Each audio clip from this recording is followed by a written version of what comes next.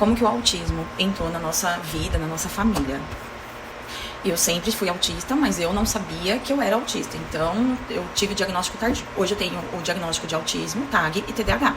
Mas eu vou explicar como que eu cheguei para descobrir que eu tinha esses transtornos que atrapalham muito a nossa vida e que é de extrema importância que todo mundo faça a avaliação neuropsicológica, porque auxilia demais a você conviver com você mesmo.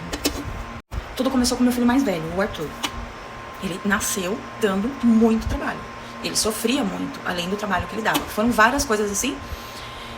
Por exemplo, ele tinha muita diarreia. Eu, mãe de primeira viagem, não sabia que não era normal o cocô mole daquele jeito. Ele fazia cocô que vinha até a cabeça dele. Pra mim era tudo normal. E isso vem da possível intolerância ao leite. Até hoje o intestino dele não é ok, tá? Pode ser intolerância ao leite. Ele vai passar em endocrinologista pra gente tentar ajudar ele, porque até hoje ele sofre. Mas isso também faz parte do autismo, tá? Eu não sabia que não era normal. Ele tinha seletividade alimentar e eu não sabia, era mãe de primeira viagem, embora eu já tinha convivido com outras crianças, eu não sabia que não era normal, né? Ele, até os 2 anos de idade dele, eu tinha que bater comida no liquidificador, eu tinha que peneirar e eu tinha que dar na boca dele, assim, em cada refeição, ele ficava 2 horas. 2 horas pra eu conseguir fazer ele comer. Eu sempre fui muito chata, eu sempre achei muito importante, tanto animal quanto criança tem que comer. Então, eu não sou daquela mãe que ficava brigando, gritando pra comer, não. Era com muito amor, muito carinho, mas eu sofri muito pra fazer o Arthur comer e eu não sabia que se tratava de seletividade alimentar. Com relação à seletividade alimentar, eu fui descobrir que era seletividade e desconfiar que tinha alguma coisa errada. Quando eu levei ele, já tinha 2 anos, eu levei ele no McDonald's e eu comprei um McFlurry de ovo maltine e ele não conseguiu comer, embora ele gostava muito de doce, ele não conseguiu comer as bolinhas de chocolate. Eu falei, que criança que não come isso? Não é normal, tem alguma coisa errada. Ele não conseguiu, ele engoiava. E eu chorava muito por causa do comportamento dele, porque o meu sonho sempre foi ser mãe. E eu não conseguia ter conexão com ele, não tinha. Ele verbalizava algumas palavras, ele tinha atraso na fala, mas eu ouvia das pessoas, mas é normal, o menino demora mais pra falar. Não, não é normal. Tem um parâmetro que tem que ser seguido. Se não tá seguindo esse parâmetro, tem que ser investigado. E as pessoas falando pra mãe de primeira viagem que é normal, atrapalha muito, atrasa demais o diagnóstico, que acaba, né, atrapalhando a descoberta de qualquer tipo de transtorno ou problema que a criança possa vir a ter. Mas teve um dia em específico que eu tava chorando demais, porque eu lembro até da situação. Ele tava brincando no armário da cozinha e eu falei pra ele, filho, não mexe aí. Porque tinha coisa, eu não lembro, mas eu não queria que ele mexesse. Ele me encarou e mexeu. E eu achei, assim, de uma extrema maldade. Eu falei, como assim? Ele é meu filho. E ele fazia muito isso comigo. Ele tinha problema com barulho também, que é outro caso. Eu sou muito infantil, tá? Então eu brincava com ele e falava, não, esse menino gosta de um bico, assim. E chorava, eu achava lindo o biquinho, muita maldade, eu me arrependo muito, mas eu fiz isso, tá? Ele era muito agitado, muito atentado. Aliás, ele é até hoje, tá? Hoje ele tá com 10 anos. E quando eu queria que ele parasse de fazer o que ele tava fazendo, eu fazia assim, bah, só que mais alto. E ele vinha correndo na minha direção. Isso também já era um indício do problema dele com o som. Só que nesse dia em específico que ele tava abrindo o armário e eu pedi pra ele não abrir, e ele me encarou do jeito que ele me encarou, que eu achei de uma maldade tão grande, eu liguei pra uma conhecida minha que é psicóloga, expliquei o que tava acontecendo, falei que eu não tava aguentando mais, que meu filho parecia ruim, que ele não gostava de mim, e eu desabafei, né? Falei pra psicóloga coisas que a gente só fala pra psicólogo, né? E aí essa minha conhecida falou assim, Dani, isso tá parecendo transtorno opositor desafiante, não sei como é que chama direito, né? É comum em pessoas do transtorno do espectro autista. Não estou dizendo que seu filho seja, mas é bom você investigar. E foi aí que eu comecei a ir atrás de avaliação neuropsicológica, não, né? Eu fui no neurologista, neuropediatra. Só que eu não sabia o que era autismo. Eu nunca nem, de verdade, eu não tinha escutado falar. Não vinha, pelo menos nas minhas redes sociais, explanando sobre o autismo. Eu não conhecia. E aí, como eu não tava aguentando mais, e eu tava grávida do irmão dele, no final da gravidez, eu diabética, a minha gravidez era de alto risco, eu não podia passar muito estresse, eu não aguentava muito, eu engordei demais. Cada gravidez minha eu engordei 30 quilos.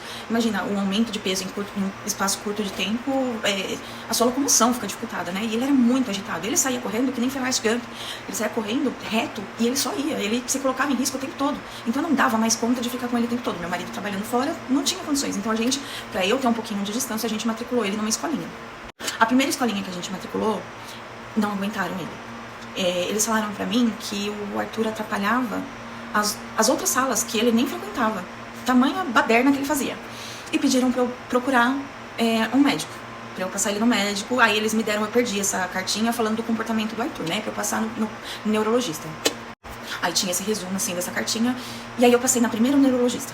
Só que eu sou muito autista, né? Eu levo muito a sério tudo que as pessoas me falam. Eu não percebo as entrelinhas, né? E a primeira neuro que eu levei ele, ela ria, ela falava, ai, tá tudo bem, ai, mamãe. Ela queria ser simpática, acho que ela não quis me assustar. Ela falou, teu filho não tem nada, mãe, tá tudo bem, olha, mas passa ele no forno e na psicóloga. Falou isso só. Eu falei, pra mim, psicólogo era banal, não era uma coisa que a gente não dá muito valor, né? Não é uma profissão, infelizmente, não é uma profissão muito valorizada. A gente acha que é algo que dá pra... Deixa pra lá, é um dinheiro que não precisa gastar. É do brasileiro, não sei se é do mundo inteiro, mas a gente não dá muito valor. Então, quando falou que ele precisava de psicólogo... Falou, não, nem falou que ele precisava, só indicou. Pra mim, eu enxerguei assim, ele não tem nada, tá tudo bem. Voltei a deixar ele na escola e falei, não tem nada não. Passou uma semana, a escola me chamou de novo, falando que não tem como, teu filho tem alguma coisa. E aí eu peguei e falei, não, eu expliquei que a neurologista falou, não, ele não tem nada não, a neurologista falou que tá tudo ok, que ele tá bem. E aí a professora fez a pergunta-chave. Ela falou assim pra mim, mas mãe, ela falou que tá tudo bem, só isso, não falou mais nada. Eu falei, não, ela indicou passar no fono e no psicólogo só, mas foi só indicação. Aí a professora falou, não mãe, quando não tem nada, eles não indicam nada. Se ela mandou o seu filho pro psicólogo, pro fonoaudiólogo, é porque tem alguma coisa. Aí eu falei, não, imagina, ela falou que não tinha nada. Não mãe, ela não quis te assustar. Leva ele, passa em outro neurologista que fale mais certinho com você, já que você, né, leva ao pé da letra. Daí eu troquei a neurologista no mesmo convênio, que graças a Deus eu tinha, porque se fosse pelo SUS, é muito difícil de você conseguir a avaliação, a primeira consulta assim com o neurologista no SUS, pelo menos até onde eu vi, é muito difícil. E aí eu levei ele na segunda neurologista.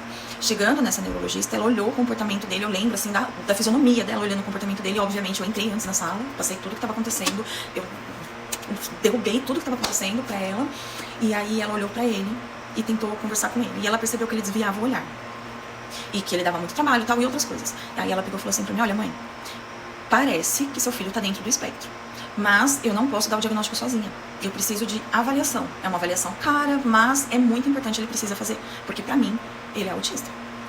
E aí eu não assustei, eu fiquei tranquila, fui nessa neuroavaliação, eu lembro que na época a gente pagou R$1.700, muito caro, e foi na época, há 8 anos atrás, tá? Hoje essa neuroavaliação é mais cara, mas eu tenho contato da minha neuropsicóloga, que ela consegue fazer um preço melhor, só que ela só consegue fazer a distância em adultos. Então, se você quiser contato, me manda, escreve aí no comentário que eu passo o contato dela, tá? Mas a distância é só em adulto, criança não tem como.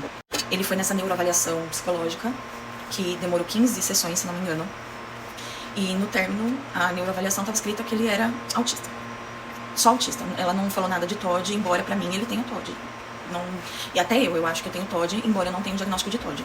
Mas pra mim ele tem o TOD, mas não veio no diagnóstico, né? E eu levei pra neurologista dele esse diagnóstico, ela laudou ele, que ele era autista, só que antes dela laudar ele, ela passou um remédio, a risperidona. Eu ouvi muito burburinho de que era um remédio que faz mal, que eu não deveria dar antes dele ter o diagnóstico, tá? Foi o primeiro medicamento que ele tomou. E eu ouvi muita coisa, isso me fez muito mal. Muita gente pegando no meu pé, porque era um remédio horrível, que fazia muito mal, que não sei o quê. Mas eu dei porque a médica mandou e eu não tava aguentando mais. É uma situação enlouquecedora. Ainda mais eu, que sou autista, aquela bagunça toda, aquela agitação toda, aquela gritaria toda, aquela manha toda. Tudo aquilo que eu passava, pra mim, ou eu dava um remédio pra ele, ou eu ia morrer. Porque eu, de verdade, eu não tava aguentando.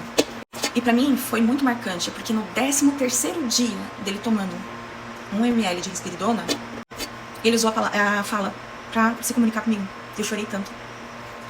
E me marcou. Foi depois de 13 dias de uso da risperidona, ele usou a fala pra se comunicar comigo. E pra mim foi emocionante. Eu lembro até como foi a nossa conversa. Ele me apontou um tênis que ele queria numa loja que a gente tava andando de ônibus porque tava indo numa outra psicóloga, porque essa outra psicóloga, que é da família, não acreditava que ele era autista. Então eu fui nessa outra psicóloga pra ela conhecer ele, conversar com ele, e ela falou pra mim que ele não era autista, que esse diagnóstico tava errado.